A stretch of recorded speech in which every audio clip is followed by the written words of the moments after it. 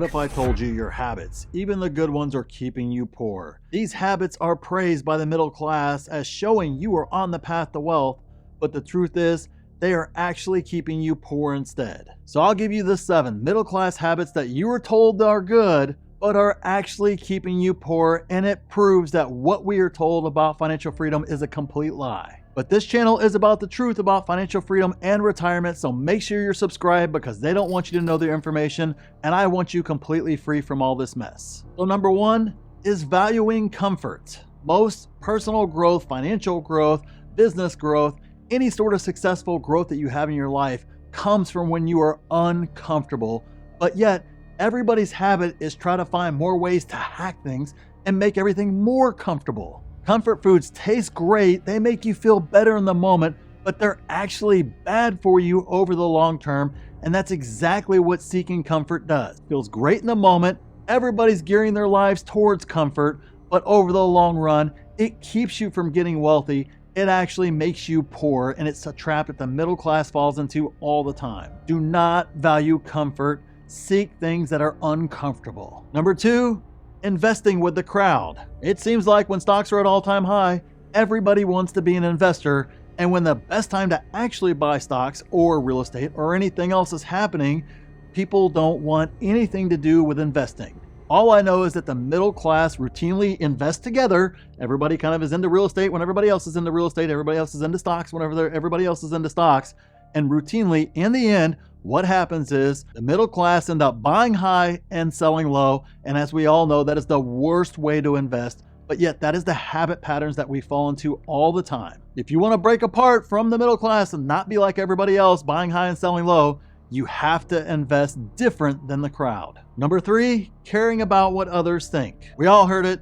Actually, this one goes well beyond the middle class. It absolutely applies across all classes now. But caring about what others think is the fastest way to keep yourself poor. I see it over and over and over again where people value things like my car, and I definitely can't drive this used car because what will people think? If I don't eat these certain places, or I don't have a certain handbag, or I'm not wearing certain clothes, or I don't have a nice watch like all my other buddies do that are making it in this business, I'm behind. I got to keep up. It's amazing to me how many folks care about the opinion of somebody that they don't even like. The quicker you can break this habit of caring about what other people think, the faster you can start actually building your wealth and get out from underneath that trap of the middle class being poor. Number 4, social media. Look, there's a huge divergence with folks today. I'm not knocking people. I'm not saying it's right or wrong or anything else like that. But routinely, I've noticed when I'm talking to somebody who wants to get rich, but they're not rich yet, they spend a lot of time on social media doing a variety of different things. And then when I talk to my other friends who are wealthy, they use social media to actually build their wealth. They don't mindlessly scroll. They don't really care what's going on. Most of them actually hate it in the first place.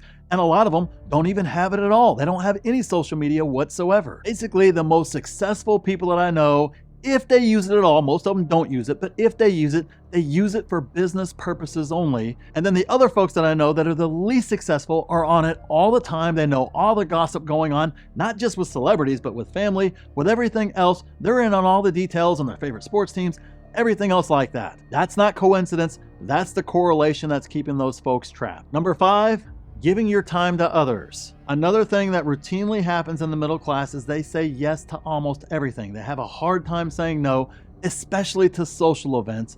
But I have noticed repeatedly that those that are wealthy learned and say no all the time. They turn down the vast majority of things that are out there because they're not as interested in that unless there's a business purpose behind it. They are busy building businesses. They are busy learning how to invest. They are busy investing in themselves.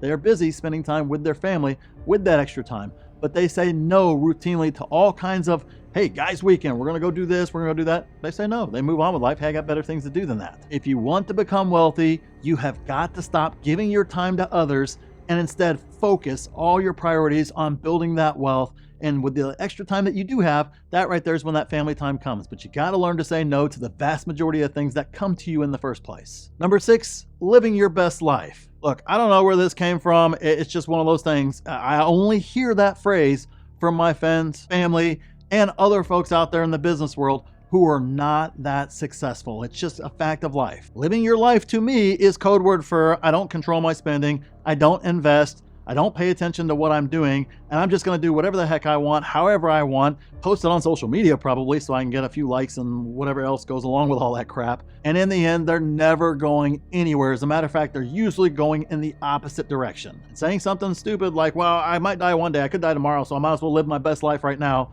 Well, statistically, you're going to live, at least here in the US, till you're in your late 70s. So unless you're already in your late 70s, statistically, you're going to lose that bet and you're going to be in for a lot of pain later on in life. I've also noticed that living your best life goes hand in hand with a lot of credit card debt as well. And finally, number 7, following trends instead of taking action. So many people journal, or they do the latest morning routine that's hot out there on YouTube, or they do cold plunges, or a myriad of other things that we all see and hear about that are supposed to improve your actual day and make you wealthy, make you more productive, or whatever the case is. Heck, some people post it daily on social media, but just because you're following the trend does not mean you're actually taking action to get yourself there. Sure, I see the health benefits with cold plunges, but if you're not taking daily, massive action to grow your business, to start a side hustle, to learn how to invest, it is absolutely useless to you in regards to actually building wealth. I don't follow anybody's morning routine. I follow the routine that I personally have found makes me the most productive and gets me the most steps in towards those wealth goals, towards building other businesses, towards my investments. I'm not saying all those things are bad or wrong, but all those things without actually taking action towards achieving those goals, not just all these morning things that set you up for success or make it easier for success, or maybe give you a better starting point for success. That might very well be true. But if you never actually take action, they are completely useless in the end. And you honestly were probably doing it more to be a part of the trend that's going on right now out there in the world, instead of actually using it to catapult your wealth to the next level. The good news is this channel is all about alternative routes to financial freedom and retiring early. They want you working forever. I want you completely free from this mess. So make sure you're subscribed so that way you get this information, because they don't want you to have it. So thanks for watching, and I'll see you in the next video.